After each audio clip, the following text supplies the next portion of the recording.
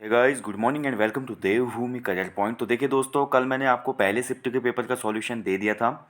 आज इस वाले वीडियो में देखेंगे जो 31 अक्टूबर को सेकंड शिफ्ट में आपका एग्जाम हुआ था कनिष्ठ सहायक का, उस पेपर का सॉल्यूशन हम देखेंगे। ठीक है, पेपर लेवल की बात करते तो लगभग सेम लेवल के दोनों पेपर थे, लेकिन जो सेकंड शिफ्ट का पेपर था इसमें कुछ एक क्वेश्चन ऐसे आए थे जो बहुत डिफिकल्ट थे, या मैं बोल सकता हूँ जिनका लेवल काफ़ी हाई था अगर मैं कंपेयर करूँ कनिष्ठ सहायक के एग्ज़ाम से, क्योंकि इंटरमीडिएट स्तर का एग्ज़ाम था। तो इतने कठिन क्वेश्चन पूछे जाना भी इसमें सही नहीं था। ठीक है, तो एक हिसाब से बोला जाए बहुत से लोगों का ये सवाल है कि इसमें किस शिफ्ट वालों के नंबर बढ़ेंगे। देखा जाए तो दोनों शिफ्टों का जो लेवल था मॉडरेट लेवल था, बिल्कुल भी इजी नहीं बोलूँगा मैं। और लगभग हम बोल सकते हैं 19-20 का अंतर रहा है सेकेंड और फर्स्ट शिफ्ट में। ठीक है, जहाँ फर्स्ट शिफ्ट में कुछ क्वेश्चन बेहद सरल थे, उत्तराखंड के कठिन थे, तो वहीं सेकंड शिफ्ट में हमारे जीएस के क्वेश्चन कठिन हो जाते हैं और उत्तराखंड थोड़ा इजी हो जाती है। तो अंतर तो यहाँ पे ज़्यादा लगता नहीं, लेकिन फिर भी मैं बोलूँगा सेकंड शिफ्ट थोड़ा ज़्यादा कठिन थी एज कम्पेयर टू हिंदी का। भी अगर हम कंपेयर करते हैं फर्स्ट शिफ्ट और सेकंड शिफ्ट का, तो सेकंड शिफ्ट को मैं थोड़ा कठिन मानूंगा यहाँ पर। ठीक है, बाकी दोनों शिफ्टों में ऐसा नहीं है कि फर्स्ट शिफ्ट सरल आई थी। दोनों शिफ्टों का जो ओवरऑल कट ऑफ है मेरे हिसाब से जनरल के लिए वो 60+ है, ज़्यादा नहीं जाने वाला। ठीक है, 60+ वाले टाइपिंग शुरू कर दें, अच्छे से मेहनत करें। और फाइनल मेरिट में थोड़ा ऊपर नीचे हो सकता है 1-2 मार्क्स का, लेकिन ज़्यादा नहीं जाएगी, क्योंकि वैकेंसी भी तो बढ़ी है, 746 की है। और जो पेपर का लेवल था बहुत स्टैंडर्ड लेवल यहाँ पर मेंटेन किया यूपी ट्रिपल एस सी ने। ओके, तो चलिए सेकंड शिफ्ट को देखेंगे। इसके बाद कट ऑफ का फिर अलग से वीडियो बनाऊंगा आज शाम को। पहले सर्वे करेंगे आज दिन भर, शाम को उस पर वीडियो बनेगा। ठीक है, पहला क्वेश्चन था इसमें, देखिए इनमें से पत्राचार के किस प्रारूप में संबोधन और स्वनिर्देश नहीं होता। तो संबोधन का मतलब क्या होता है, सेवा में भावधी, ये जो स्वनिर्देश होता है सेवा में, ये चीज़ें हमको कहीं पे भी देखने को नहीं मिलेंगी एडवर्टाइजमेंट में, यानी कि ज्ञापन में। ऑप्शन है निसीम और उत्पत्ति शब्दों के विलोम शब्दों का सही जोड़ा क्या है। तो निसीम का जो विलोम होता है सीमित होता है, और उत्पत्ति का जो विलोम होता है वो नाश होता है, विनाश होता है। यानी कि ऑप्शन ए इसमें सही उत्तर था, निसीम का सीमित, उत्पत्ति का नाश। अभिजात शब्द का अर्थ क्या होता है। तो अभिजात का अर्थ होता है आपका हमारा पूजनीय। ठीक है, या बोल सकते हैं कि सर्वश्रेष्ठ, कुलीन। ऑप्शन सी इसमें सही था, पूज्य। प्रश्न का सही वर्ण विच्छेद क्या है। देखिए वर्ण विच्छेद हमने सामान्य हिंदी का जो ऑनलाइन कोर्स है वहाँ पे अच्छे से बताया मैंने आपको, अक्षर विन्यास कैसे करते हैं। प्रश्न को अगर हम तोड़ेंगे तो ध्यान से समझना है ऐसे क्वेश्चनों को। ठीक है, तो प्रश्न में हमको सबसे पहले मिलता है आधा प, फिर हमको मिलता है र आधा। ठीक है, उसके बाद हमको मिलेगा अ, फिर उसके बाद सौ तो आधा है ही। ठीक है, प्रश्न में आधा सौ है, फिर हमारा न आधा, फिर उसके बाद अ। तो ये है प्रश्न का अक्षर विन्यास। ठीक है, तो कौन सा आंसर सही हो जाएगा इसमें लगाइए। तो राइट आंसर हो जाएगा इसके हिसाब से हमारा ऑप्शन ए। ठीक है, रॉ केवल ऑप्शन ए में देखिए पहले, प र अ स न अ। ठीक है, ऑप्शन ए। गरम शब्द किस भाषा का शब्द है। तो गरम शब्द जो है हमारा वो फारसी भाषा का शब्द है, ऑप्शन डी। वह घर पहुंच गया, इस वाक्य में पहुंच गया निम्न में से किस क्रिया का उदाहरण है। तो देखिए फिर से बोल रहा हूँ, कोर्स जिन्होंने लिया था क्वेश्चन सही क्या होगा, पहुंचना। पहुंचना एक क्रिया है, गया एक क्रिया है, यानी कि एक ही वाक्य में दो क्रियाओं का होना पाया जाता है, जहाँ पर वहाँ पर हो जाती है हमारी संयुक्त क्रिया, ऑप्शन बी। नेक्स्ट क्वेश्चन था इसमें, इनमें से कौन सा शब्द औ उपसर्ग लगाकर नहीं बना है। तो औ उपसर्ग के बिना शब्द जो है वो है अवधेश। ठीक है, अवधेश में कोई उपसर्ग नहीं है। स्पर्श संघर्षी व्यंजन इनमें से कौन सा। तो इनमें से स्पर्शी संघर्षी हो जाएगा च, ऑप्शन बी। निम्न में से सन्मति का संधि विच्छेद क्या है। तो सन्मति का संधि विच्छेद होता है सत धनमति, सत धनमति सन्मति, ऑप्शन सी। निम्न में से पुल्लिंग शब्द है। तो पुल्लिंग स्त्रीलिंग की ट्रिक बताई थी आपको, विशेषण लगाना था आगे। देखते हैं अगर हम, तो यहाँ पे गुण और दोष जो है वो पुल्लिंग है। ठीक है, गुण और दोष पुल्लिंग है। यौगिक संज्ञा किन्हें कहा जाता है। तो यौगिक संज्ञा किसको बोलते हैं, जिन संज्ञाओं में भिन्न भिन्न शब्द सार्थक हो वो कहलाता है यौगिक संज्ञा। जो सज्जन होता है उसका सभी लोग आदर करते हैं, यह किस प्रकार का वाक्य है। ठीक है, ऐसा वाक्य जिसमें एक प्रधान वाक्य होता है और एक उसमें आश्रित उपवाक्य होता है, हमेशा वो हो जाएगा मिश्र वाक्य। तो यहाँ पर जो सज्जन होता है, एक वाक्य तो कंप्लीट हो रहा है, उसका सभी लोग आदर करते हैं आश्रित उपवाक्य, यानी कि ये मिश्रित वाक्य हो जाएगा। ठीक है, ऑप्शन ए इसमें सही आंसर है, मिश्र वाक्य है ये। निम्न में से उत्पत्ति की दृष्टि से सौभाग्य शब्द कैसा है। तो सौभाग्य शब्द होता है तत्सम, ऑप्शन डी। समस्त कारणों के रहते हुए भी कार्य की उत्पत्ति ना हो तो कौन सा अलंकार होता है? तो जहाँ पर देखिए कारण रहते हुए भी कार्य की उत्पत्ति नहीं होती है वहाँ पे होता है हमारा विशेषोक्ति अलंकार। ठीक है, ऑप्शन सी। निम्न में से शुद्ध शब्द है तो अधिशासी यहाँ पे शुद्ध जो हो जाएगा हमारा वो हो जाएगा ऑप्शन ए अधिशासी। ठीक है, ये होता है अधिशासी शुद्ध। देखिए धी सा सी अधिशासी। अधिशासी अभियंता बोलते हैं ना, एग्जीक्यूटिव इंजीनियर। पानी पीकर घर पूछना, तो पानी पीकर घर पूछना का अर्थ होता है हमारा काम निकलने के बाद सोचना, ऑप्शन सी। निम्न में से सुरसरी का पर्यायवाची क्या है? तो सुरसरी जो पर्यायवाची है स्वयं में ही गंगा का पर्यायवाची है, तो गंगा का पर्यायवाची दिए गए विकल्पों में हो जाएगा जानवी, ऑप्शन बी। आचार्य हजारी प्रसाद द्विवेदी को साहित्य अकादमी पुरस्कार किस रचना के लिए मिला? तो ये हमारा हिंदी कवि परिचय वाली बुक में आपको साथ दिया है, आलोक पर्व के लिए इनको साहित्य अकादमी अवार्ड मिलते हैं। कोई शब्द में कौन सा सर्वनाम है? देखिए कोई पता नहीं चल रहा ना कौन आया, कोई है वो पता नहीं, यानी कि अनिश्चयवाचक सर्वनाम होता है इसमें, ऑप्शन बी। विपात्र के लेखक कौन है? देखिए हमारा हिंदी सामान्य हिंदी कवि परिचय की डायरेक्ट ई बुक से क्वेश्चन बने हैं। विपात्र हमारा उपन्यास है भाई, गजानन माधव मुक्तिबोध का, ऑप्शन डी। ठीक है, और ऑप्शन डी इसमें सही उत्तर था। अब आ जाते हैं हमारे अन्य क्वेश्चन पे। भारतीय रक्षा सेवा में सम्मिलित चिनूक है, तो चिनूक हमारा क्या है? हेलीकॉप्टर है। इनमें से कौन सा इंटरनेट खोज इंजन नहीं है? तो सर्च इंजन नहीं है इनमें से, विंडो। विंडो एक ऑपरेटिंग सिस्टम है। उत्तराखंड राज्य पलायन आयोग रिपोर्ट के अनुसार राज्य के किस जिले से पलायन की दर सर्वाधिक है? ये 2011-12 का पूछ रहा है भाई।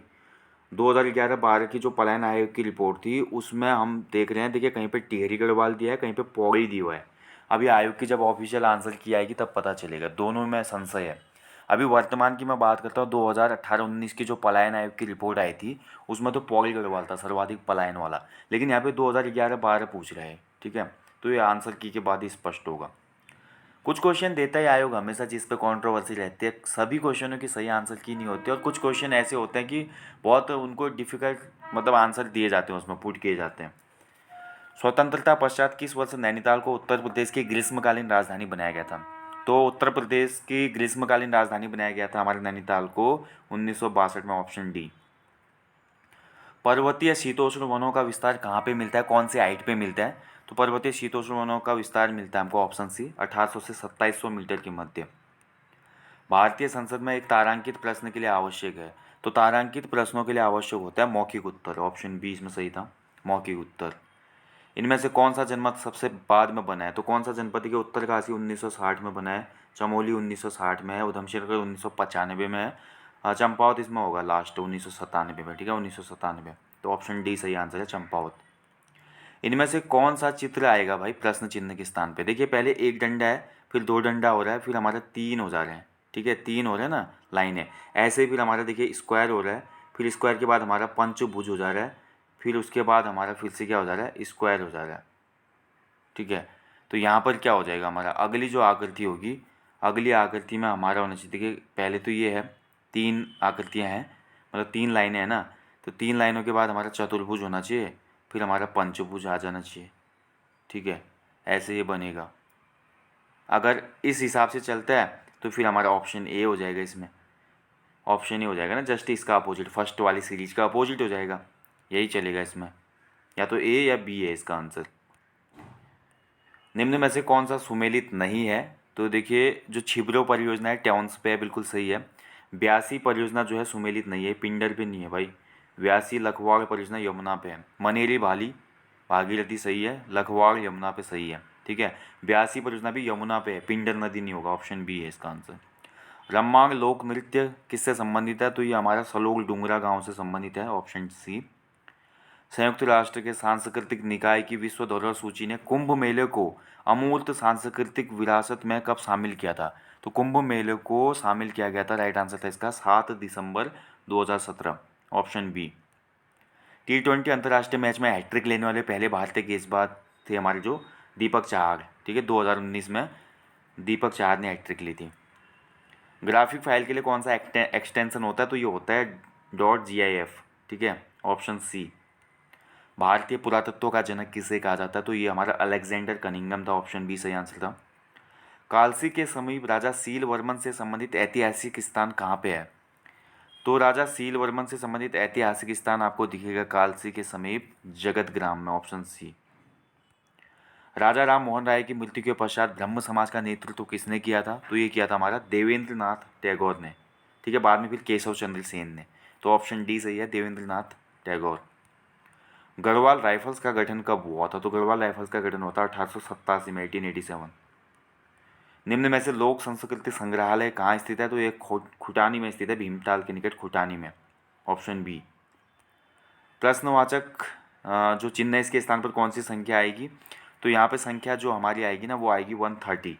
देखिए इसमें हो क्या रहा है, एक का संख्या का क्यूब प्लस 1 हो रहा है, एक का क्यूब प्लस 1 2, ठीक है, दो का क्यूब प्लस 2, दो तियाँ, दो दूना 4, दूना 8, दो 10, ठीक है। ऐसे 3 का क्यूब प्लस 3 यानी कि 27 धन 3 30, 4 का क्यूब धन 4 64 धन 4 68, 5 का क्यूब 125 धन 5 यानी कि 130। समझ गए ना। संविधान सभा के सदस्यों का चुनाव किस आधार पर हुआ था? तो संविधान सभा के सदस्यों का चुनाव हुआ था, राइट आंसर का ऑप्शन सी, प्रांतीय विधानसभाओं से आनुपातिक प्रतिनिधित्व के एकल संक्रमण वोट प्रणाली द्वारा। यानी कि जो प्रांतीय विधानसभाओं में हमारे प्रतिनिधित्व था ना, उसमें सदस्यों का, उन्हीं के हिसाब से बनी थी ये संविधान सभा के सदस्य। निम्न में से कौन सा युग्म अन्य से भिन्न है? तो देखिए हमारा 9 तियाँ 27, 20 तियाँ 60, 10 तियाँ 30, 15 तियाँ 45, अब सभी सेम लग रहे हैं। तो इसमें अलग क्या है?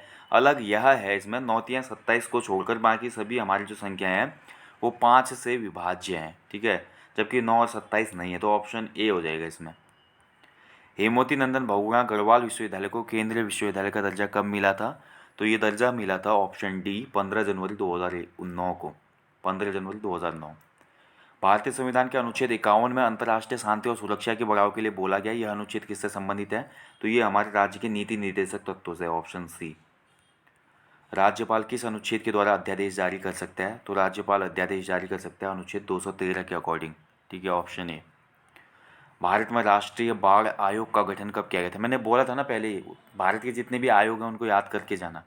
तो बाढ़ आयोग बना था हमारा 1976 में, ऑप्शन सी इसमें सही आंसर था, 1976। कुमाऊं में कुली बेगार आंदोलन कब प्रारंभ हुआ? तो 1921, नो डाउट, ठीक है। कुली बेगार आंदोलन अनऑफिशियल तौर पे बागेश्वर के सरयू तट पे समाप्त होता है और रजिस्टर बाहर ही जाता है, लेकिन उसी दिन ऑफिशियल तौर पे कुली बेगार आंदोलन की नींव भी पड़ती है। तो 1921 बिल्कुल राइट आंसर है इसमें। पिथौरागढ़ के मालपा में भूस्खलन कब हुआ था? तो ये अगस्त 1998 में हुआ था, ठीक है, अगस्त 1998, सी।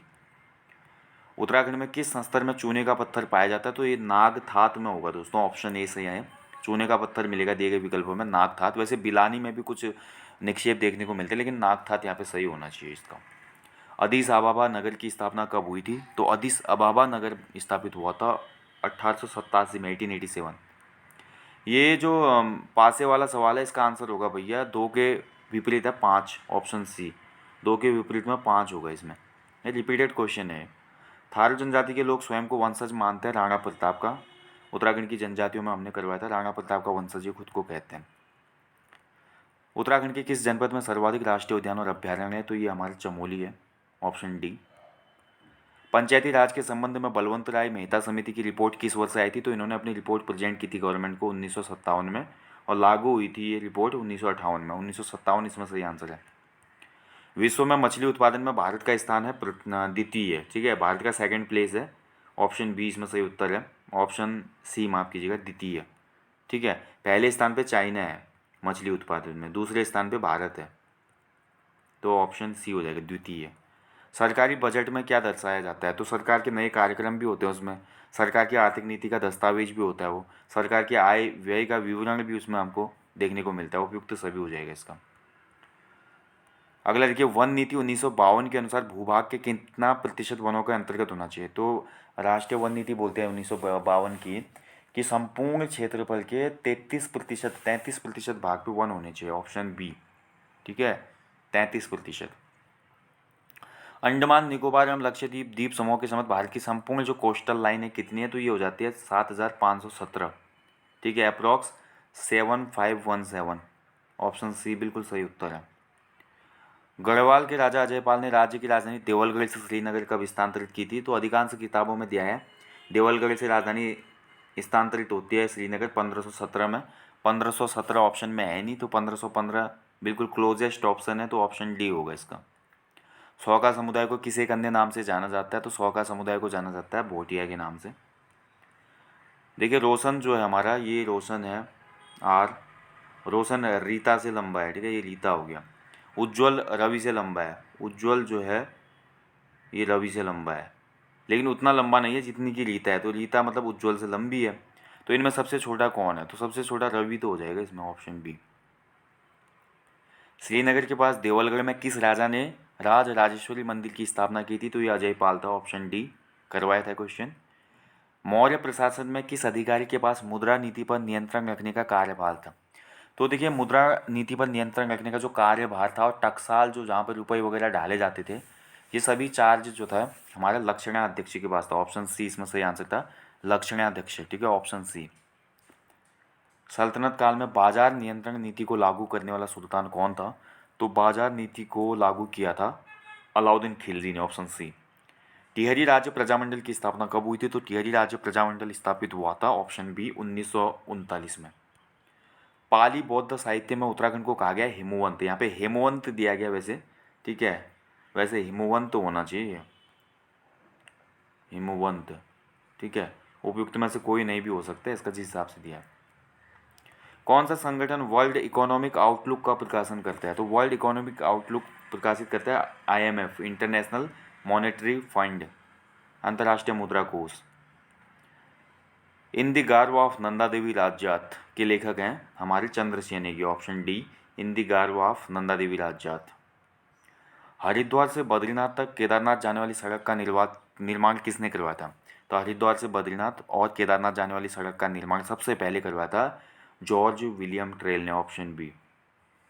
छोलिया नृत्य किससे संबंधित है? तो छोलिया नृत्य जो है हमारा ये वीर गाथा नृत्य है किसाब का, ठीक है, ऑप्शन डी, ठीक है। छोलिया नृत्य को क्योंकि रखा जाता है ना, जो सरौ नृत्य होता है हमारे गढ़वाल में, उसके समतुल्य रखा जाता है, वीरों से संबंधित है। हिंदू तीर्थ स्थल जागेश्वर के प्रमुख देवता, तो जागेश्वर यानी कि ये भगवान शिव के लिए है यहाँ पे समर्पित, वैसे ऑप्शन बी। मलेरिया वैक्सीन की खोज करने वाले रोनाल्ड रॉस का जन्म हुआ था, नोबेल प्राइज भी मिला था ना इनको, और रोनाल्ड रॉस का जन्म हुआ था अल्मोड़ा में, option D. Green good deeds क्या है? तो ग्रीन गुड डीड्स का मतलब होता है पर्यावरण के प्रति जागरूकता लाने का अभियान, ऑप्शन बी। पाणिनि की रचना में कालकूट की पहचान किस स्थल से की जाती है? तो कालकूट प्राचीन नाम था भैया कालसी का, ऑप्शन डी। पूर्वोत्तर के विकास पर समग्र ध्यान देने के लिए भारत सरकार ने पूर्वोत्तर विकास परिषद की स्थापना कब की थी? तो पूर्वोत्तर विकास परिषद की स्थापना हुई थी 1971 में, 1971 में। उत्तराखंड के प्रथम स्वतंत्रता संग्राम सेनानी कालू मेहरा ने 1857 में कौन सा संगठन बनाया था? तो ये था क्रांतिवीर, ऑप्शन ए। 1850 में ईस्ट इंडिया कंपनी के आमंत्रण पर चीनी चाय विशेषज्ञ जो गढ़वाल आया था, तो डायरेक्टली जो हमारी ब्रिटिश कुमार गढ़वाल सीरीज़ थी यूट्यूब पर, वहाँ से क्वेश्चन बनाए। चीन की यहाँ पे चाय की खेती को प्रोत्साहित किया जाता है और चीन से एक विशेषज्ञ आता है एसआई वोंग, ठीक है, ऑप्शन बी सही आंसर था, एसआई वोंग। सर्दियों के आरंभ में तमिलनाडु के तटीय प्रदेशों में वर्षा किस कारण से होती है? तो ये वर्षा होती है हमेशा उत्तर पूर्वी मानसून के कारण। निम्न में से कौन सी संख्या उन अच्छे वक्ताओं को दर्शाते हैं जो न तो डॉक्टर है ना ही परास्नातक है? तो ना डॉक्टर है ना परास्नातक है, तो देख लीजिए, एल जो है हमारा गुड स्पीकर है, एम परास्नातक है, एन डॉक्टर है, तो ये दोनों तो कट हो जाएंगे, केवल ये वाला बचेगा ना एक, तो एक जो है हमारे दर्शा रहे अच्छे वक्ताओं को। रवाई आंदोलन कब घटित हुआ था? तो रवाई घटना हुई थी 1930 में, ऑप्शन है, ठीक है, रवाई आंदोलन कब हुआ था? 1930 में। भारत में अदृश्य बेरोजगारी सबसे ज़्यादा किस क्षेत्र में पाई जाती है? तो अदृश्य बेरोजगारी देखने को मिलती है सबसे ज़्यादा कृषि क्षेत्र में, ऑप्शन सी, ठीक है, कृषि क्षेत्र में। कुमाऊं का अंतिम गोरखा सूबा कौन था? तो कुमाऊं का अंतिम गोरखा सूबा हो जाएगा बमसाह चौतरिया, ऑप्शन सी।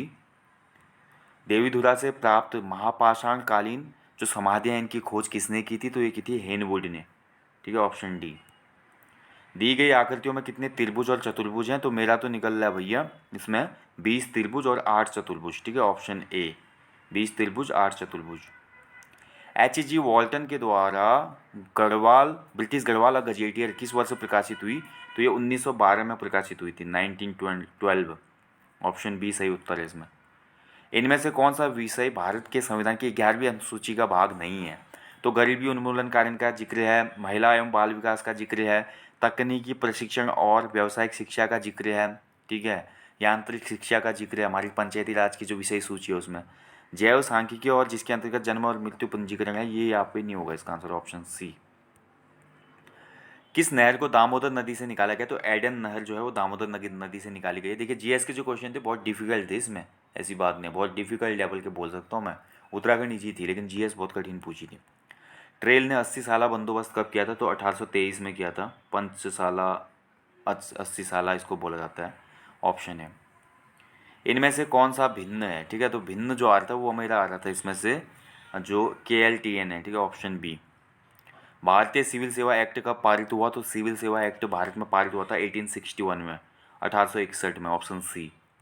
लंपिया धूरा जोड़ता है, तो लंपिया धूरा जो है पिथौरागढ़ और तिब्बत के बीच में, ऑप्शन है पिथौरागढ़ और तिब्बत। प्रश्नवाचक चिन्ह पर कौन सी संख्या आएगी? तो भैया क्यूब कर रहे, देखिए 3 का क्यूब 27 और 4 का 8, 2 का क्यूब 8, तो 4 का क्यूब हो जाएगा 64, ऑप्शन है 64 सही आंसर था।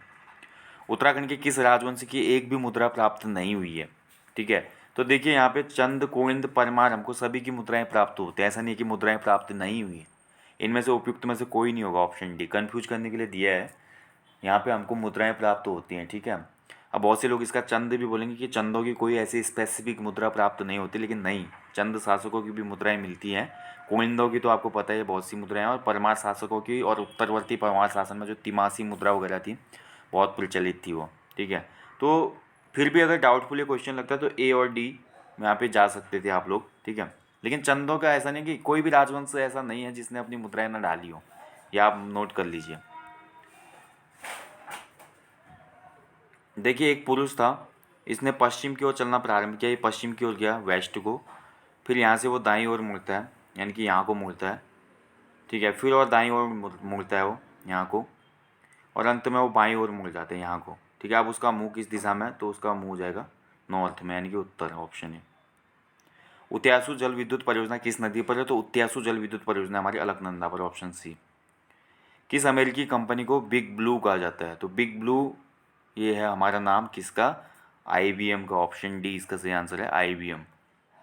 उत्तराखंड प्रोजेक्ट शिक्षा प्रारंभ करने वाला भारत का पहला राज्य है, ठीक है, ऑप्शन बी पहला।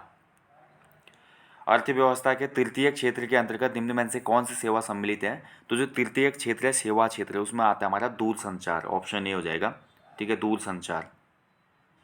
खनन पशुपालन हमारे प्राथमिक क्षेत्र में आता है, विनिर्माण जो है हमारा सेकंड में आ जाता है, संचार जो है तृतीय क्षेत्र में। सतोपंथ हिमनद से उद्गम होता है, तो सतोपंथ से उद्गम होता है हमारा ऑप्शन डी, ठीक है, अलकनंदा का। स्वाधीन प्रजा नामक साप्ताहिक पत्र किसने शुरू किया था? तो स्वाधीन प्रजा के संपादक थे हमारे विक्टर मोहन जोशी, यानी कि ऑप्शन बी। दक्षिण एशिया के देशों ने दक्षेस के घोषणा पत्र पर किस वर्ष और किस सम्मेलन में हस्ताक्षर किए? तो ये हस्ताक्षर किए गए थे 1985 में प्रथम सम्मेलन में, ठीक है, 1985 के पहले सम्मेलन में। तो ये था दोस्तों सेकंड शिफ्ट का पेपर, और थोड़ा यहाँ पे जीएस जो थी थोड़ा लेवल की थी इसमें पेपर में, और बाकी कट ऑफ वगैरह का अभी पहले मैं आपको कम्युनिटी बॉक्स में पोस्ट कर रहा हूँ कि कल वाले एग्ज़ाम में आपके कितने मार्क्स हैं, उसके हिसाब से बाकी जितने भी हमारे ग्रुप हैं, टेलीग्राम ग्रुप है, व्हाट्सअप पे जो अन्य ग्रुपों से जहाँ मैं जुड़ा हूँ, फेसबुक पेजेस हैं, वहाँ का एनालिसिस करते हुए अलग से एक वीडियो बनाऊँगा, कट ऑफ कितनी रहेगी, कितने वालों को टाइपिंग करनी चाहिए, कितनों का फाइनल सेलेक्शन होगा पेपरों को देखते हुए। दोनों पेपर बहुत अच्छे लेवल के बनाए थे UK SSS ने। फिर से मैं वही बात दोहराऊँगा कि UK SSS को मतलब उसको हम पहले से ही ना एज्यूम करना, या उसके बारे में कि कैसा पेपर बनाएगा, क्या पेपर में आने वाला है, ये बहुत मुश्किल है किसी भी इंस्टीट्यूट के लिए। UK SSS ने दिखा दिया कि आयोग ही होता है, और जो पढ़ाने वाले हैं या किताबें हैं या जो भी कोचिंग इंस्टीट्यूट है वो अपनी जगह पे हैं, ठीक है। बस वही बात हो गई कि बाप बाप होता है, बेटा बेटा होता है, बाकी आप लोग समझदार हैं सभी, और ज़्यादा परेशान होने की ज़रूरत नहीं है। कट ऑफ कम रहेगी, दोनों शिफ्टों को देखते हुए पता चल रहा है कि कट ऑफ जो है एग्ज़ाम की कम रहेगी, क्योंकि 12th लेवल का एग्ज़ाम था, इतने बड़े बुद्धिजीवी भी इसमें नहीं बैठे थे जिन्होंने GS के सब क्वेश्चन, उत्तराखंड के सब क्वेश्चन सही किए होंगे। ज़्यादा से ज़्यादा इसमें ग्रेजुएट, पोस्ट ग्रेजुएट एग्ज़ाम दे रहे हैं जो कि हमारे ग्रुप C की तैयारी में संलग्न है, ठीक है। हाई लेवल जो एग्ज़ाम की तैयारी करते हैं वो लोग इसमें बैठते तो तब GS में अंतर पड़ता, लेकिन GS के क्वेश्चन बहुत अच्छे लेवल के थे, तो इसलिए परेशान नहीं होना, जल्दी कट ऑफ पर वीडियो आएगा, बाकी जाने से पहले हमेशा बोलता हूँ अपने जीवन में एक पेड़ लगा दो और साथ ही लोगों को अवेयर करो पेड़ लगाने के लिए, और साथ ही जब उत्तराखंड के खूबसूरत प्लेसेस में घूमने जाते हो तो सफाई का विशेष ध्यान रखें। So guys thank you for watching. किसी क्वेश्चन में डाउट होगा तो कमेंट कर देना, मैं उसको पिन कर दूंगा, ठीक है। लास्ट जो फर्स्ट शिफ्ट था ना, फर्स्ट शिफ्ट में एक क्वेश्चन को सही कर लेना आप, आंसर की में भारत में जो श्रमिक वाला क्वेश्चन मैंने दिया था, भारत में श्रमिक जो हैं सर्वाधिक किस क्षेत्र में कार्यरत हैं।